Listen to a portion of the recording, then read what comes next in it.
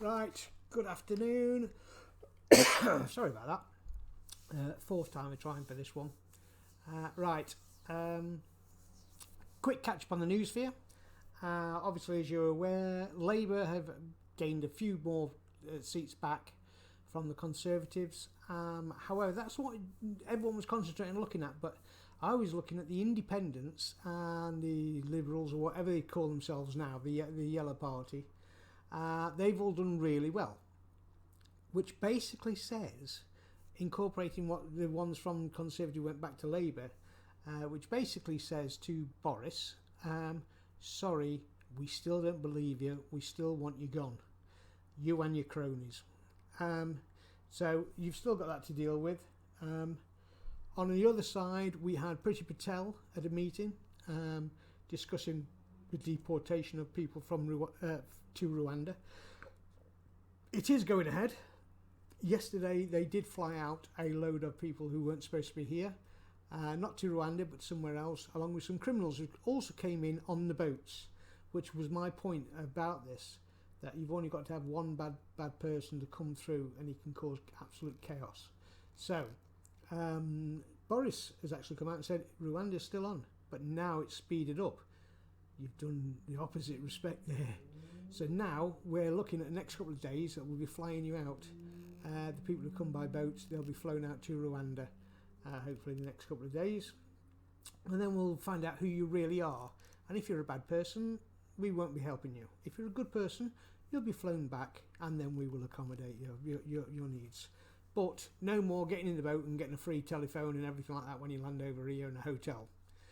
Sorry, no, you'll probably be sent to a military station to await deportation to Rwanda, and at that point then we'll find out who you are. If you're good, you come back. If you're not, tough luck.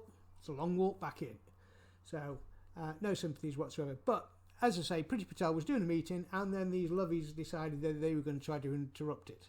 Well, these lovies, I'm sorry, but looking at them, I'm going to take a very educated guess, and well, an uneducated guess, because I didn't go to university, that these children came from university and spoilt little brats and decided to ruin dinner for everybody.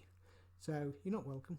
So, and remember, if someone gets killed or anything like that, we're going to find out all your names and we're going to publish them. So that's not a threat. That's not a threat. That's actually, you don't know who these people are, but you're prepared to support them. So you can't have one without the other. Sorry. Right, anyway, moving on. We've got Johnny Depp. One of my topics was about gentlemen, looking at gentlemen and things like that. Johnny Depp turned up for court the other day and he was, not in a sort of like strange sort of way, but he had a lovely suit on and well groomed, well turned out, spot on. Good man. It's nice to see gentlemen dressing like gentlemen. So irrelevant to the court case, I'm making a comment about his appearance. His appearance was very smart and very professional for going to court in, instead of rags and whatever.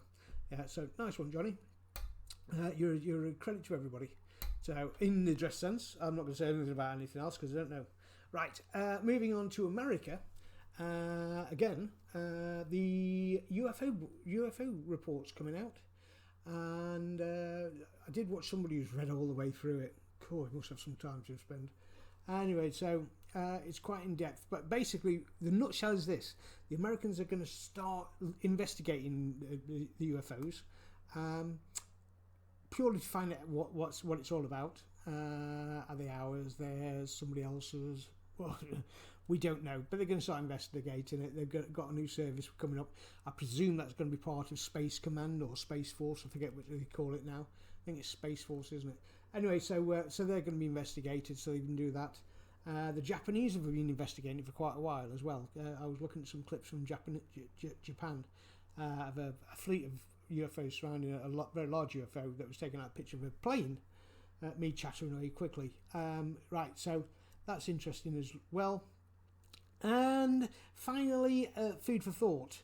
Right, in a couple of years' time, I think it's like 5 years' time, we're supposed to be getting rid of diesel and petrol engines, not making them anymore. Okay, that's all well and good that you're going to convert to electricity. Watch my electric car one if you want to find out something about that. Right, But here's an interesting question. What are you going to power tanks and armoured vehicles with? You've got a war going over there. They're all going boom, everything. But you won't be able to invade anywhere because you'll get into your tank and say, okay, let's go that way. And the commander's going to turn around and he's going to say, well, we can only go 35 miles into there because after that there's no recharge points. So I bet they didn't think of that, did they? So, and plane engines work off petrol, basically, high octane stuff, high octane petroleum. So how are they going to fly?